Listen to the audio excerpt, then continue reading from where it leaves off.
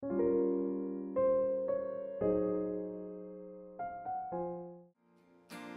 박수 치며 나아갑시다.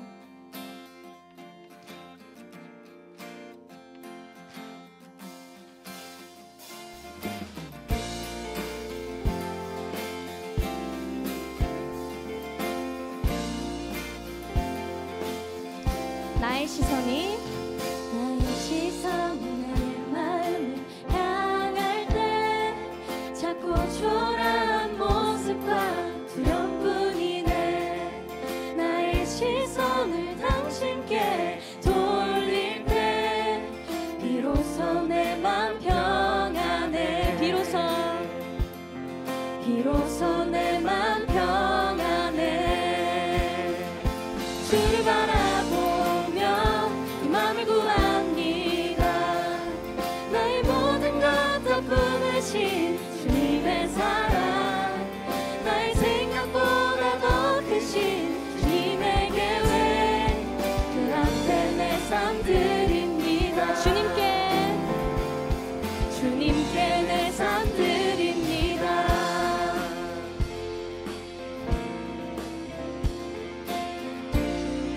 나의 시선이 나의 마음을 향할 때 자꾸 초라한 모습과 두려움뿐이네. 나의 시선을 당신께 돌릴 때 비로소 내 맘 평안해. 비로소 내 맘 평안해. 주를 바라보며 그 맘을 구합니다. 나의 모든 것 다 품으신 주님의 사랑, 나의 생각보다 더 크신 주님의 계획, 그 앞에 내 삶 주를 바라보며 그 맘을 구합니다. 나의 모든 것 다 품으신 주님의 사랑, 나의 생각보다 더 크신 주님의 계획, 그 앞에 내 주를 바라보며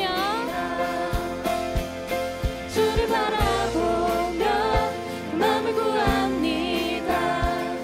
나의 모든 것 다 품으신 주님의 사랑, 나의 생각보다 더 크신 주님의 계획, 그 앞에 마지막으로 찬양하겠습니다. 주를 바라보며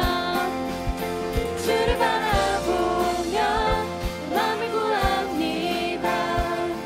나의 모든 것 다 품으신 주님의 사랑, 나의 생각보다 더 크신 주님의 계획, 그 앞에 내 삶 주님께 내 삶 드립니다. 주님께 내 삶 드립니다. 주님께 영광의 박수 올려드리겠습니다. 아멘.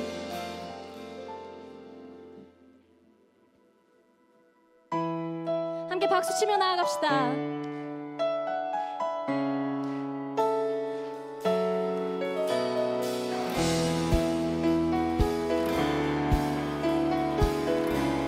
내 높이 계신 주께 영광을 돌리니, 나 영원하신 기업 또 만유해 주께. 그 높고 높은 위엄 말로 다 못해도 내 삶으로 드리고 싶어.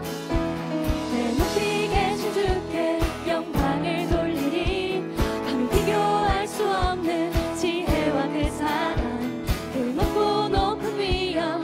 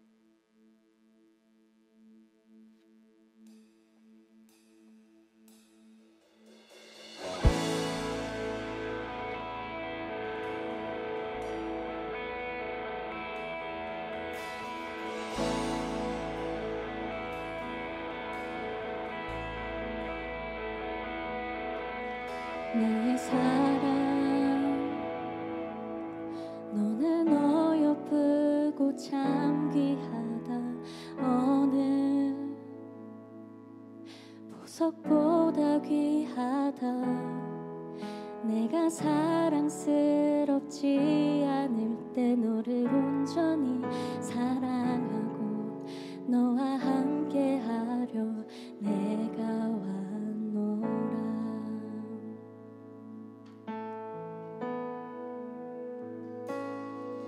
주의 사랑 이 사랑은 결코 변치 않아. 모든 계절 돌보시네. 푸른 나르고 꽃은 시드나 주의 말씀은 진실해. 실수가 없으신 주만 바라라. 주님의 나라와 주님의 나라와 뜻이 나의 삶 속에 임하시며 주님 알기를 주만 보기를 소망해.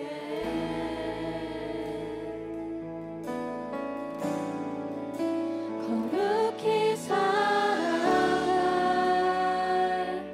힘과 두려움 없는 믿음 주실 나의 하나님. 완전한 사랑 찬양해.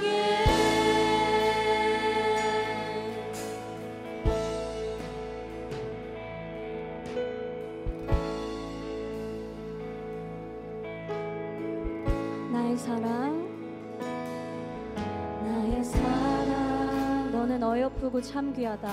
너는 어여쁘고 참 귀하다. 어느 보석보다 귀하다. 내가 사랑스럽지 않을 때 너를 온전히 사랑하고 너와 함께하려 내가 왔노라. 주의 사랑 우리 모두 마음의 손을 얹고 함께 찬양합시다. 주의 사랑 이 사랑은 결코 변치 않아. 모든 계절 돌보시네. 푸른 마르고 꽃은 시드나 주의 말씀은 진실해. 실수가 없으신 주만 바라라. 주님의 나라와 주님의 나라와 뜻이 나의 삶 속에 임하시며 주님 알기를 주만 보기를 소망해. 거룩히 살아갈 힘과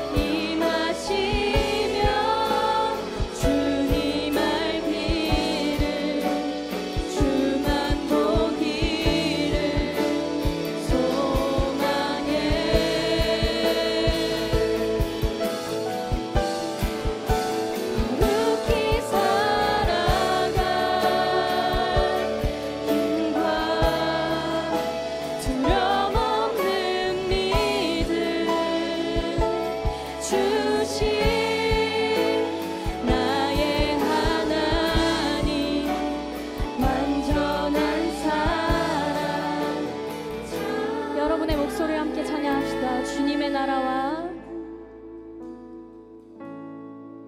주님의 나라와 뜻이 나의 삶 속에 임하시며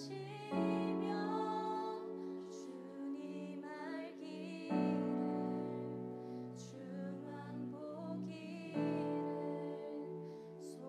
소망해 거룩히 살아갈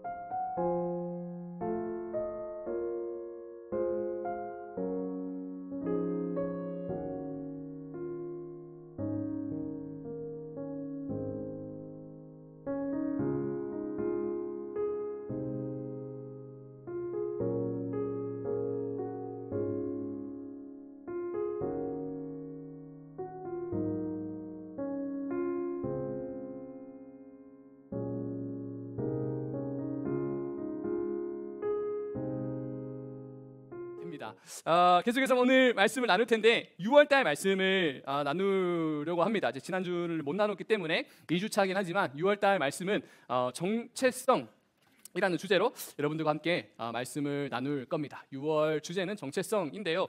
정체성이라고 한다면 우리가 많이 들어봤지만 정작 이것의 그 정의가 뭘까? 라고 묻는다면 선뜻 대답하기가 뭔가 어려운 단어인 것 같습니다. 정체성이란 거 뭐냐고 하니 정의를 찾아보니 이렇게 나와 있더라고요. 변하지 아니하는 존재의 본질을 깨닫는 성질, 변하지 아니하는 존재의 본질을 깨닫는 성질이라고 얘기하고 있습니다.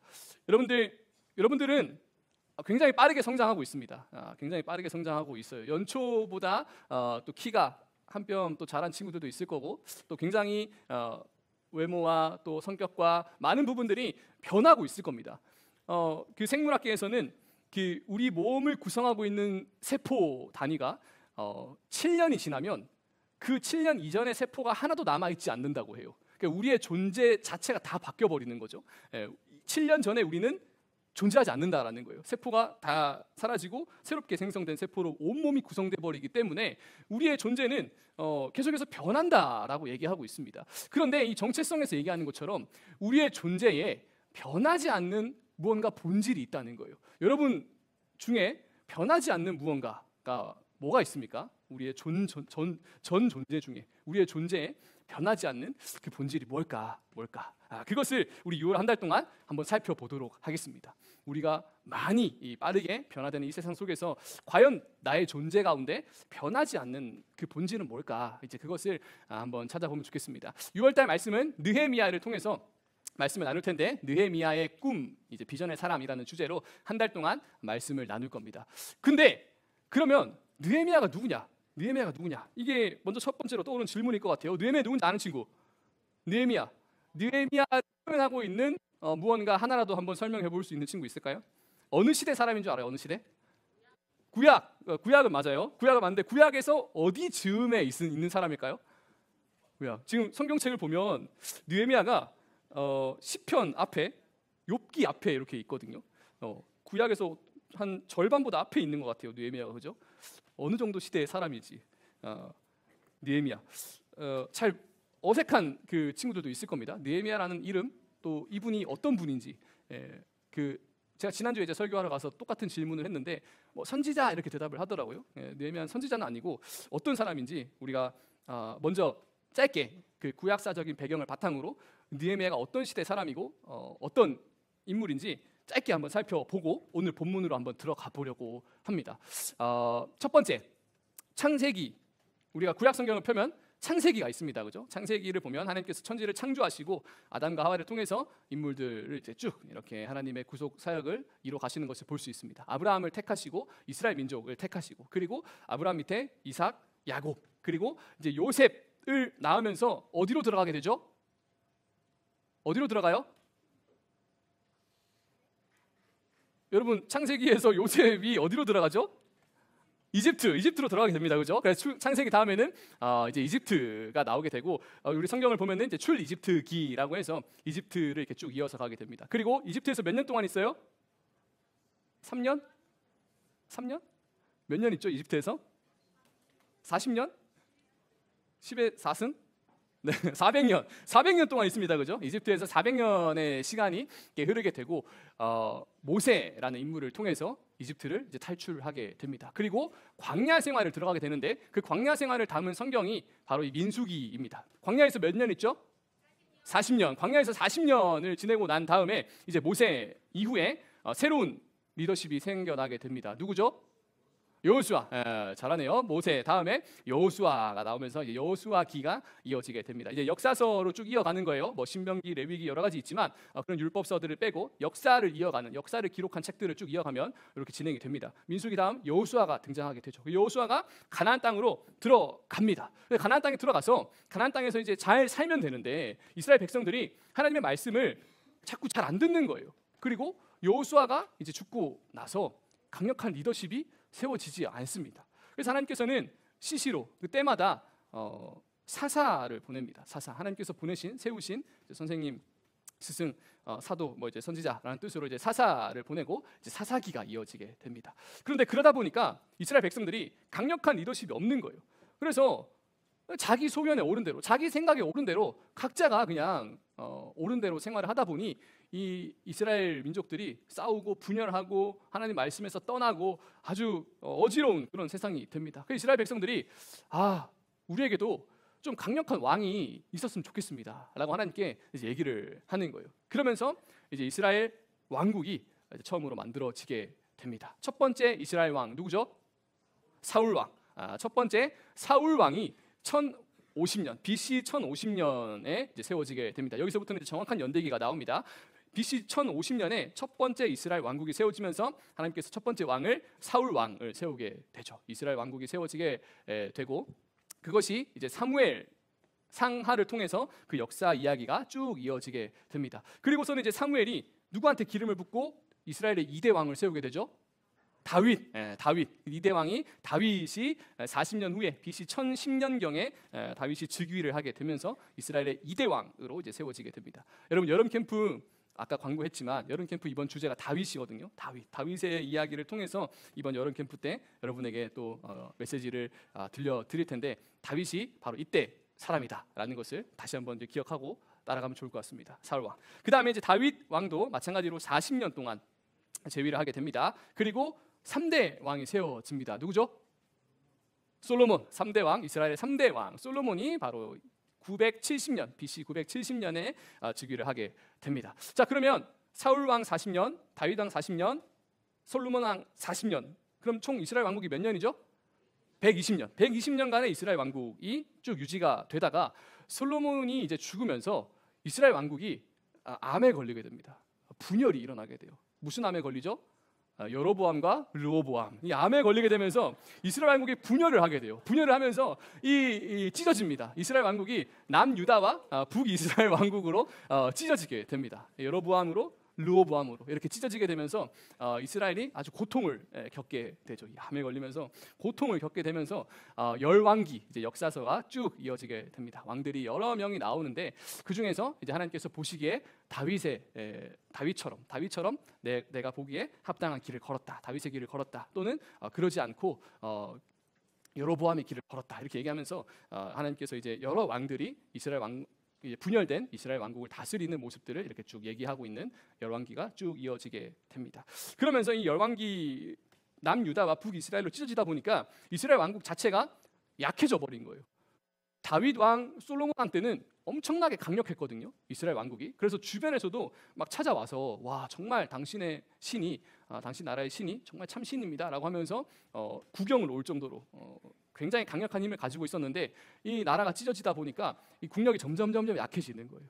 그리고는 결국 이 북이스라엘과 남유다가 멸망을 하게 됩니다. 아수르와 이제 바벨론이라는 나라에 멸망하게 되는데 왕국 분열이 930년에 일어나게 되고 그 이후에 남유다가 606년에 이제 바벨론에게 멸망을 하게 됩니다. 그러면서 이스라엘 민족들이 바벨론의 포로로 끌려가게 돼요. 바벨론에 이제 나라가 멸망하게 되면서 포로로 이제 다 끌려가게 됩니다. 이제 포로기가 시작이 되고 그러면서 이제 성전 파괴가 586년에 이 이스라엘의 성전이 이제 파괴가 돼 버립니다. 이 성전이 파괴됐다는 것은 이스라엘 민족들에게 굉장히 큰 사건입니다. 굉장히 충격적인 사건이고 이스라엘 민족들에게는 굉장히 절망적인 이제 그런 사건이라고 볼 수 있겠습니다. 왜냐하면 이스라엘 민족들은 하나님이 이스라엘 민족에게 율법을 줬잖아요, 그죠? 율법을 줬는데 이스라엘 민족은 하나님의 법이라고 생각하는 그 율법대로 살고자 했는데 그 율법을 날마다 다 지킬 수가 없는 거예요. 그래서 이스라엘 백성들은 절망을 합니다. 하나님의 말씀대로, 하나님의 법대로 살고 싶은데 그 말씀대로 다 사라지지 않는 자신을 보면서 절망을 합니다. 근데 그렇다고 절망에서 끝나냐? 그러지 않고 하나님께서 세워주신 성전을 바라보는 거예요. 그리고 그곳에서 제사를 드립니다.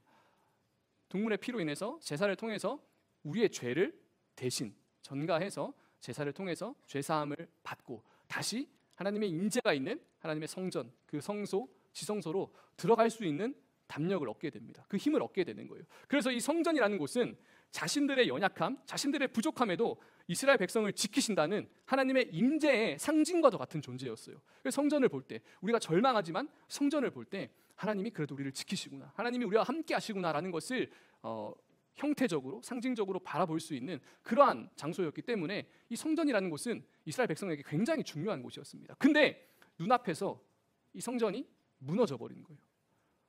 이제 이스라엘 백성들은 무엇을 의지해야 될까?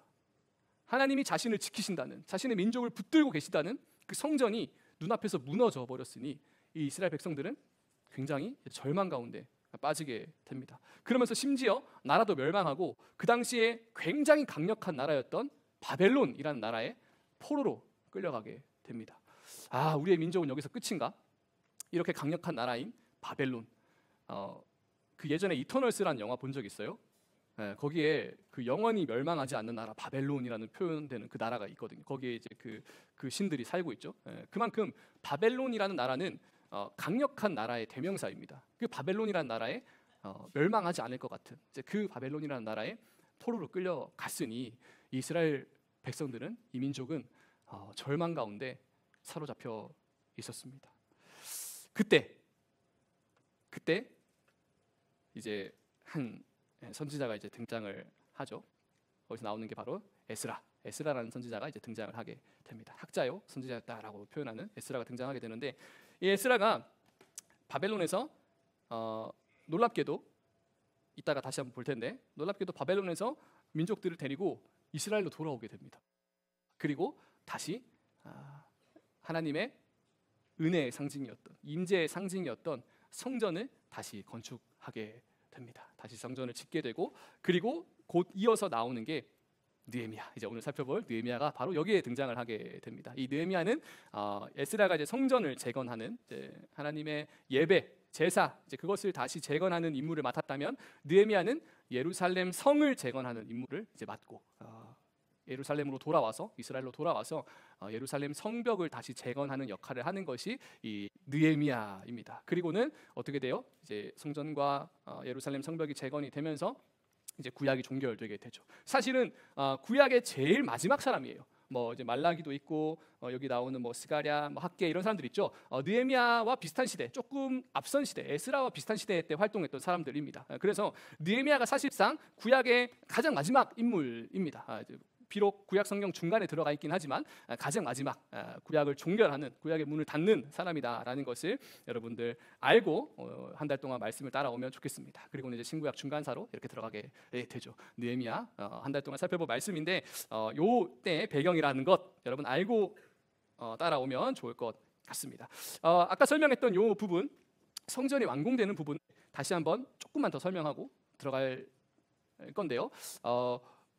바벨론이라는 나라에 포로로 끌려가게 되면서 이제 그 전에 예레미야라는 선지자가 예언을 합니다. 하나님의 감동으로 너희들이 회개하지 않아서 하나님 말씀을 따르지 않아서 바벨론이라는 몽둥이로 너희들을 칠 텐데 그 친 이후에 70년이 지나면 너희가 다시 예루살렘으로 돌아올 것이다 라고 얘기를 합니다. 근데 이스라엘 백성이 아무리 봐도 바벨론이라는 나라가 그냥 쉽게 멸망할 것 같지 않거든요. 굉장히 강력한 나라였어요. 전 세계에서 제일 강력한 나라였는데 여기서 우리가 어떻게 돌아가지? 라는 의문이 들었을 겁니다. 그러나 하나님을 신뢰했던 하나님의 선지자들은 계속해서 하나님의 감동을 따라서 비전을 따라서 기도하고 또 행동을 옮기게 됩니다. 그럴 때 하나님께서 놀라운 방법으로 이스라엘 백성들을 다시 예루살렘 땅으로 데리고 오는데 그 말씀이 에스라 1장에 나와 있습니다. 에스라 1장 1절에서 3절 말씀 우리 한번 큰 목소리로 함께 읽어보도록 하겠습니다. 시작.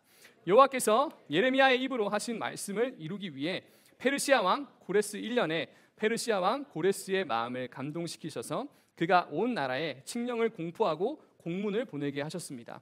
페르시아 왕 고레스가 말한다. 하늘의 하나님 여호와께서 내게 세상의 온 나라를 주셨고 그분을 위해 유다의 예루살렘에 성전을 세울 임무를 주셨다. 너희가 가운데 하나님을 섬기는 여호와의 백성이 누구냐?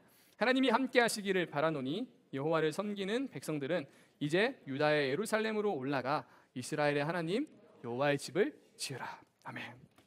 자, 어떻게 되냐면요. 1절에 보면 이렇게 얘기하고 있습니다. 여호와께서 예레미야를 통해서 하신 말씀, 아까 제가 얘기했죠. 예레미야서에 보면은 70년 이후에 바벨론 포로에서 돌아올 거다라고 예언을 하고 있거든요. 이 예레미야서는 그 바벨론 포로로 끌려가기 전에 쓰여진 서신서입니다. 예언서입니다. 예언의 말씀을 했는데 그 예언의 말씀을 하나님께서 어떻게 실현시키시냐면요.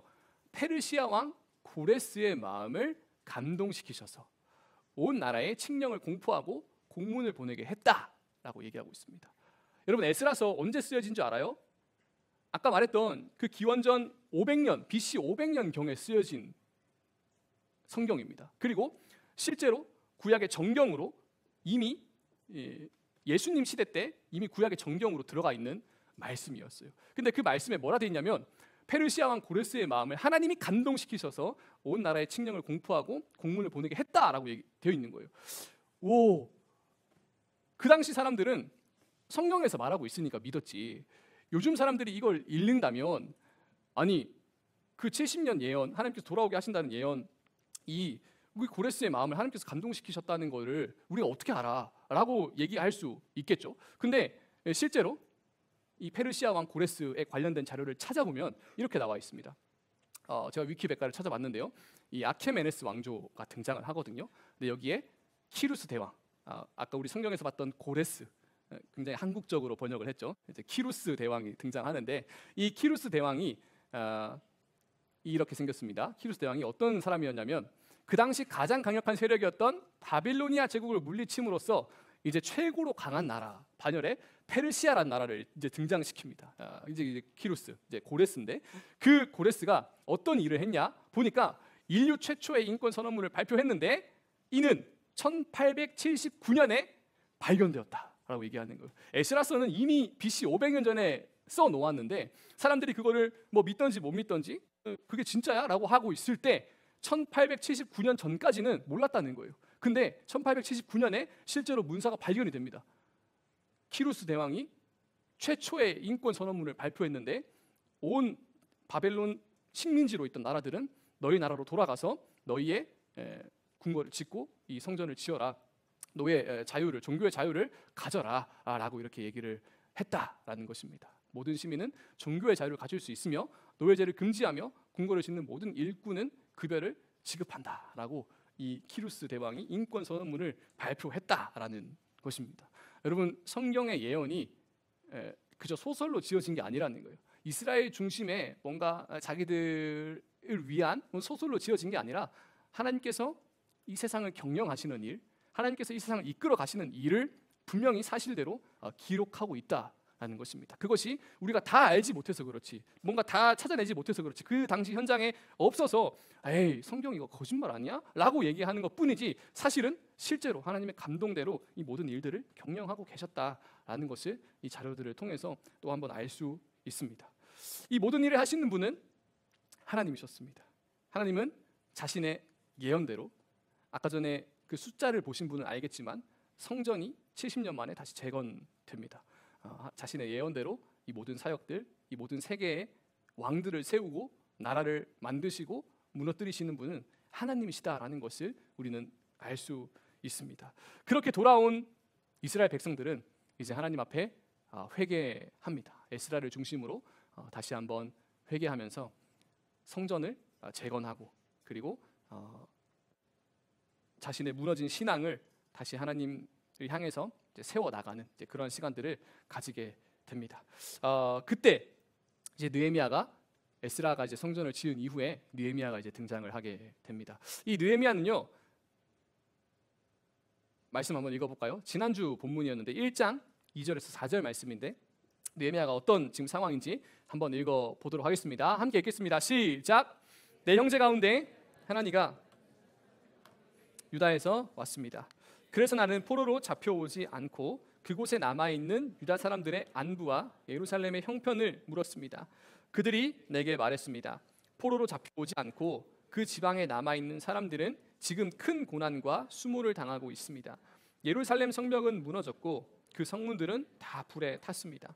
나는 이 말을 듣고 그만 주저앉아 울고 말았습니다. 나는 몇 날 며칠 동안 슬픔에 잠긴 채 금식하면서 하늘의 하나님 앞에 기도하며. 아멘. 느헤미야가 페르시아에 어떤 자리에 있었냐면요, 그 당시에 그 술 맡은 관원장이었습니다.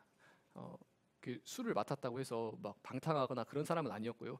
그 당시에 이제 술은 이제 사실상 그 당시 이제 물이 굉장히 귀했기 때문에 오랫동안 보관하려면 이제 술로 보관을 많이 했었어야 되거든요. 그리고 이제 음식 먹을 때 이제 물을 자주 못 마시니까 이제 술을 같이 곁들여서 마시고 이제 그런 문화권에 있었기 때문에 이 술이라는 것은 굉장히 중요한 그 마실거리였는데요.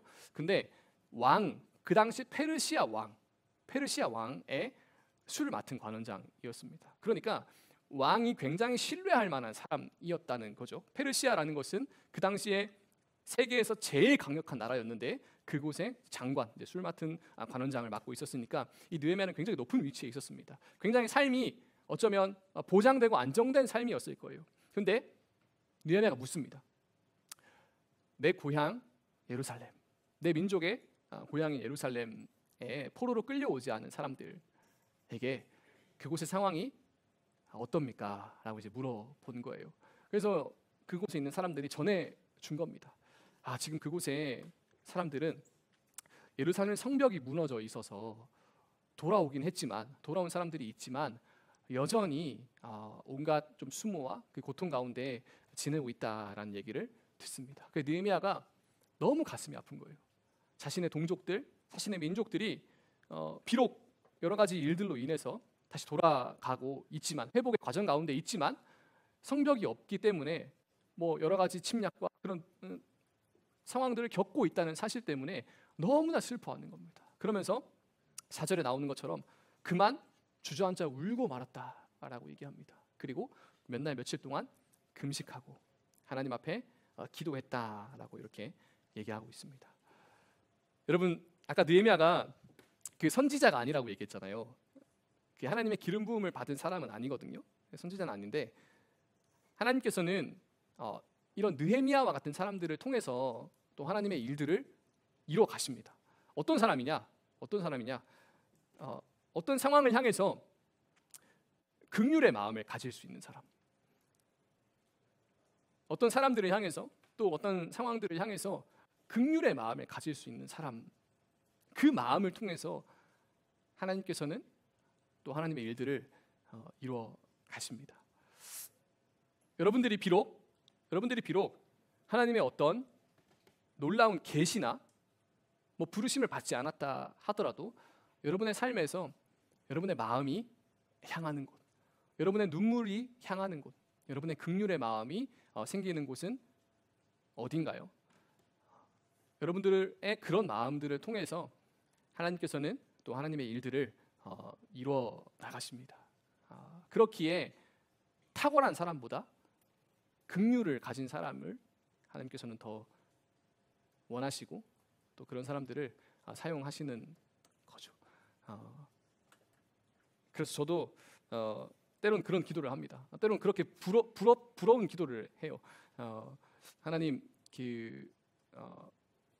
제가 탁월해지기보다 그 긍휼의 마음을 가진 사람이 되게 해주십시오라고 이제 기도를 하곤 합니다. 여러분, 그런 긍휼의 마음을 가진 사람, 난 아무런 능력이 없는데 내가 무슨 일을 할 수 있겠어? 라고 생각될 수도 있겠지만, 또는 세상에서는 그렇게 말할 수도 있겠지만, 하나님께서 아까 봤죠? 이 세계를 경영하시는 분, 그 하나님께서 그 긍휼의 마음을 가진 사람, 그 사람을 통해서 하나님의 능력으로 자신의 일을 이뤄 가신다는 것입니다. 여러분, 그 하나님의 마음, 하나님의 눈물이 머무는 곳, 하나님의 눈길이 머무는 그곳을 향해서 여러분도 함께 하나님의 마음으로 긍휼히 여기며 또 눈물을 흘리며 기도할 수 있는 여러분이 되기를 예수님의 이름으로 축복합니다. 아멘. 네, 계속해서 느헤미야는 이 하나님의 뜻을, 그 긍휼의 마음을 주시는 곳 예루살렘 성벽을 향해서 예루살렘 성벽에 성전이 세워지기를 기도합니다. 아까 말했지만 느헤미야는 굉장히 높은 자리에 있었습니다. 그래서 어쩌면 자신이 가진 힘으로, 자신이 가진 권력으로 무언가를 당장 행했을 수도 있어요. 근데 오늘 본문에 보면요, 오늘 본문 2장에 느헤미야가 이제 이렇게 얘기를 하고 있습니다. 오늘 본문 2장 1절에서 5절 말씀을 우리 같이 한번 읽어보도록 하겠습니다. 우리 큰 목소리로 읽어볼게요. 시작. 아닥사스다 왕 20년 니산월에 나는 왕에게 술을 따르는 일을 맡았기에 술을 가져다 왕에게 따라 드렸습니다. 평소와는 다르게 내가 왕 앞에서 슬픈 기색이 있는 것을 보고 왕이 내게 물었습니다. 내가 아프지도 않은데 내 안색이 왜 그리 슬퍼 보이느냐? 마음에 근심이 있는 게 분명하구나. 나는 무척 두려웠지만 왕에게 말했습니다. 왕께서는 만수무강하옵소서. 제 조상들이 묻혀 있는 성이 폐허가 됐고 그 성문들이 불에 타 허물어졌으니 어찌 슬프지 않을 수 있겠습니까? 왕이 내게 물었습니다. 내가 무엇을 원하느냐? 그때 내가 하늘의 하나님께 기도하고 왕에게 대답했습니다. 아멘. 네, 1절에 보면요, 아닥사스다 왕, 이제 느헤미야 시대 때 페르시아 왕이었습니다. 니산월이라고 표현하고 있습니다. 1장 1절에 보면요, 기스를월이라고 표현하고 있거든요. 이제 유대 달력인데, 유대 달력에서 그 1장의 1절에서 나왔던 그 달력에서 요 니산월까지는 약 한 4개월의 시간이 흐릅니다. 아까 느헤미야가 주저앉아서 울면서 통곡하면서 기도했죠. 금식하면서 기도했습니다. 몇 날 며칠을. 그런데 그 느헤미야가 바로 움직이지 않고 하나님께 기도하고 하나님의 때를 기다리고 있었던 거예요. 며칠 동안? 한 4개월의 시간 동안. 4개월의 시간 동안 정말 슬펐지만, 그리고 자신이 가진 무언가로 어떤 일들을 할 수도 있었지만 기도하면서 금식하면서 하나님의 때를 인내하면서 기다렸다라는 것입니다. 그래서 이제 지난주 첫째 주의 제목이 뭐였냐면 느긋하게 하라였거든요. 느긋한 게 그냥 뭐 게으르게 뭔가 대충 천천히 이런 의미가 아니고 하나님의 때를 기다리면서 인내하면서 그 일을 해라라는 거였습니다. 그리고 기도하면서 그렇게 무언가를 시작할 때 기도하면서 일을 시작해라라는 메시지를 던져 드렸고요. 두 번째, 이제 둘째 주의 이번 주의 제목은 헤매지 마라였습니다. 그때 이 느헤미야에게 이런 일이 있었습니다. 왕에게 술 따른 관원장이라고 했죠. 근데 평소와 다르게 슬픈 기색이 있는 것을 보고 물었어요. 너 무슨 일 있냐? 그래서 왕에게 말했어요. 저 성문들이 다 불타 있다. 우리의 민족이 지금 고통 가운데 있다라고 얘기를 했습니다. 그때 왕이 물었던 거예요. 네가 무엇을 원하느냐? 느헤미야가 굉장히 두려웠습니다. 세계에서 제일 강한 나라의 왕이거든요. 그 왕이 자기에게 묻는 거예요. 네가 뭘 원하느냐? 그때 느헤미야가 한 4달 동안 지금 금식하면서 기도를 했던 거죠. 그죠? 그리고 하나님께 기도하고 그 순간에 하나님이 주신 감동으로 얘기를 하는 겁니다. 저를 예루살렘에 보내주십시오 라고 얘기를 하는 거예요. 그 긍휼의 마음으로 가지고 있던 하나님께서 주신 그 꿈, 그 비전, 그것을 마음속에 가지고 있고 때가 왔을 때 두렵지만 그 왕 앞에서 이 이야기를 하는 것이 두렵지만, 왜냐하면 방관으로 있는데 지금 나 보내달라, 자유의 몸으로 보내달라라고 얘기하는 거잖아요. 어쩌면 페르시아 왕 입장에서는 기분 나빠서 죽여버릴 수도 있는 일이에요. 그런데 두렵지만 자기가 가지고 있던 그 비전을 하나님께 기도하며 얘기하는 겁니다. 예루살렘으로 보내주십시오 라고 얘기를 합니다. 그렇게 하나님께 기도하는 마음으로 이 왕께 얘기했을 때 이 느헤미야는 하나님께서 행하실 것을 분명히 믿고 그 기대함으로 한 걸음 한 걸음 나아갔던 겁니다. 오늘 본문 마지막 절을 우리 함께 읽겠습니다. 함께 읽겠습니다. 시작.